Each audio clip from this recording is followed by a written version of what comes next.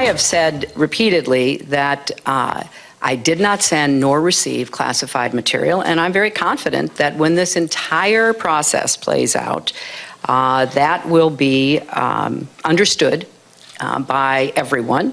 Hillary Clinton taking and answering questions from the press during her stop at the Democratic National Committee's summer meeting in Minneapolis, and Mrs. Clinton is sticking to her story, insisting she did not receive or send any classified information.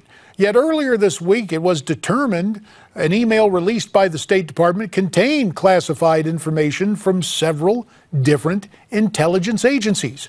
As her national poll numbers continue to drop, what will become of the Democrat frontrunner? For more, let's call in our panel. Joining us from the Newsmax newsroom, the Chief of Staff for United States Congressman Walter B. Jones of North Carolina, Glen. And from Newsmax New York, noted radio and television commentator Ellis Henican. Ellis, since you're a man of the left, do you still believe Hillary's story? Do I believe her story? Yes. I would insert one word into it, frankly, though, if I were advising her. She should say knowingly send, because, you know, how can you really know, particularly when things that you think are not classified, then these agencies swoop in later and try to slap some kind of classification on it. So I think as long as she sticks with the I never knowingly sent any classified information, I think she'll probably be okay if she just hangs tough and doesn't let that Trey Gowdy guy get under her skin. So what about that, Glen? Is that going to hold up for Hillary? Well, that's really the classic Hillary Clinton playbook, where you deny everything, you accuse your accuser, you just stonewall things, and that's worked for the Clintons for a long time in the past. But my concern, would be if I was a Hillary Clinton supporter right now, is the fact that that the FBI raiding her servers and seizing that stuff was not something that was done at the agent level. That would have had to have been done at the very highest levels of government and highest levels of the administration. So I suspect there's more there than Mrs. Clinton would want to admit. And on the political side of it, forget the legal jeopardy for a second. You have the Quinnipiac poll stating 61% of voters think she's not honest.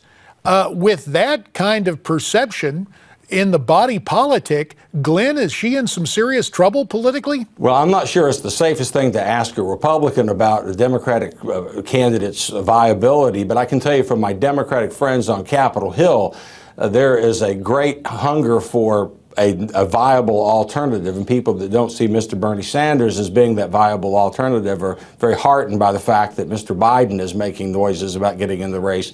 So that tells you something right there, I think.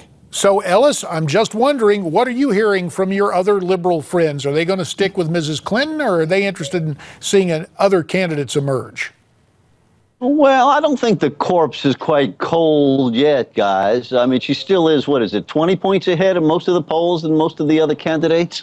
But listen, long way to go. All politicians are imperfect candidates. She has some liabilities as well as some powerful strengths. I would say that as we sit here speaking now, she's certainly the most likely person to win it, but no, nobody knows for sure. This is politics. All kind of crazy stuff happens. Well, with the 2 minutes remaining, let's move from politics to a court decision, as today a federal appeals court reversed that major decision that said the NSA's collection of metadata was a violation of privacy. Now the ruling is the NSA's actions were in fact constitutional.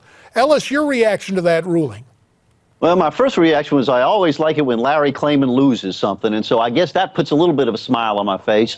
But in the end, the courts are not serving us very well here because we don't have any clear answer to that question, right? The Second Circuit in New York has ruled the opposite way. This panel in D.C. has seemed to give a little bit of a tentative green light. It's just an injunction, though. It's not a final decision. And the Ninth Circuit out in San Francisco is yet to weigh in. So who the heck knows what the courts think about this stuff? Well, yeah, especially if the Ninth Circuit's going to get involved. But where we stand today, Glen, with this latest decision, your reaction to it? We've got about a minute left. Well, I think Ellis is spot on. First of all, who knows what the courts might end up doing? But I personally am very troubled by the casualness with which the Fourth Amendment is being discarded in many instances now, not only by people from the right, but people from the left. And I think that our founders put that probable cause, the need to have a probable cause and search warrants and the like into the Constitution for a reason. So I find this latest ruling troubling. It goes back to the old admonition, those who would sacrifice liberty for security will have neither. Historic note that lets us end on a point of unanimity. Glen Downs in our Newsmax newsroom. Ellis Henican from Newsmax New York. Gentlemen, you have our thanks. And we would like to know where you stand on this. As different groups try to really game our national security, how do we stand up for the Constitution at the same time get needed intelligence? Let us know where you stand by sending your comments to newsmaxtv.com/comments. Lots more ahead here on Newsmax Prime, so stay with us and we'll be right back.